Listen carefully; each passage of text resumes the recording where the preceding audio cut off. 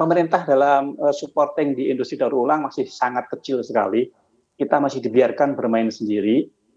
Seperti kita ketahui, potensi untuk kapasitas industri daur ulang itu 2 juta ton per tahun, tapi kita baru bisa utilisasi di 1,2 sampai 1,4 juta ton per tahun. Artinya masih ada potensi 600.000 lagi yang tidak bisa dipenuhi oleh bahan baku sampah plastik dalam negeri, sehingga akibatnya para pemain daur ulang itu import sampah plastik dari luar. Nah, ini ironis sekali. Kenapa industri dalam negeri tidak bisa memanfaatkan 100% dari sampah plastik dalam negeri? Karena manajemen pengolahan sampah di kita itu masih belum ideal untuk industri daur ulang, di mana akan mengakibatkan ongkos produk yang mahal. Ongkos produk yang mahal itu dari sisi pemilahan, kemudian penggiringan, dan kemudian pemrosesan. Jadi sampah kita masih campur aduk, kemudian tipe sampah kita juga masih cenderung basah, dan kedua juga manajemen pengelolaan sampahnya itu juga masih belum diatur dan belum maksimal untuk supporting industri daur ulang plastik. Itu yang pertama. Kemudian yang kedua, industri daur ulang plastik juga sekarang dikenakan PPN. Padahal kita belinya dari para pemulung kelapa itu tanpa PPN, sehingga mau nggak mau harga barang recycle plastik akan lebih mahal dibandingkan barang lain, sehingga ini tidak kompetitif. Nah, ini nanti kalau dikenakan cukai lagi, tambah mahal lagi, karena barang-barang yang dikenakan cukai itu ada yang 100% menggunakan bahan baku daur ulang, sehingga daur ulang ini akan jadi lebih mahal lagi nanti di pasar, sehingga orang tidak tertarik lagi membeli produk yang dari daur ulang karena harganya yang relatif mahal.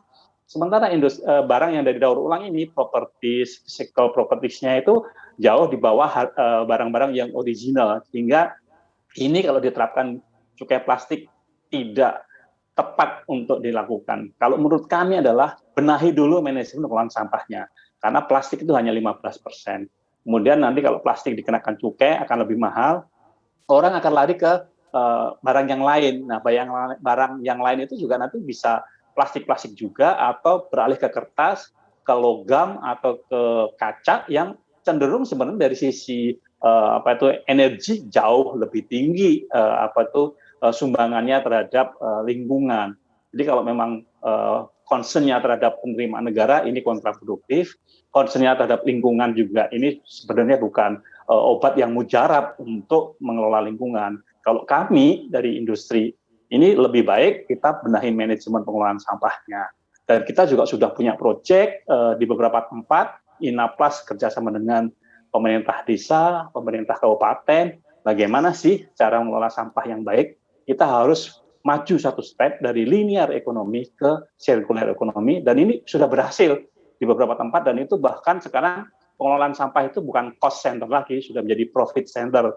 Kalau mau lihat contohnya, kita banyak sekali binaan yang sudah berhasil. Baik. Di Solo ada satu kelurahan, di Malang juga ada. Pak Fajar, tadi Pak Misbakun sempat mention begitu ya terkait penerapan cukai plastik nantinya juga akan memberikan insentif begitu di hulu dan juga di hilir. Nah, ini dari mata industri begitu, menurut Anda seperti apa? Insentifnya akan bagaimana pelaksanaannya? Akan susah karena kan dari draft awal yang diusulkan itu nanti yang kena cukai itu mesinnya dipisah. Kemudian yang tidak kena cukai produksinya disekat. Ya, ini kan seperti kita bikin pabrik baru lagi. Pengawasan teknis di lapangan akan susah sekali. Beda kalau rokok. Terus kemudian juga begitu harga kita mahal, barang import pasti akan banyak sekali masuk barang jadi plastik. Itu ada 115 HS number yang sekarang sudah mulai meningkat. Dari tahun kemarin aja sebelum pandemi 800.000 per tahun. Nah, ini bisa sampai 1 juta, bisa sampai 1,2 juta ton tuh barang jadi plastiknya. Itu value-nya juga sudah di atas 2 miliar US dollar. Nah, ini kan nanti industri dalam negeri akan terkoreksi, terkonstruksi sehingga injury nanti industri dalam negerinya. Untuk informasi lebih lengkap dan juga berita terkait bisa klik link di deskripsi, dan juga jangan lupa untuk download aplikasi CNBC Indonesia di Play Store dan juga App Store. Dan yang paling penting, jangan lupa subscribe ya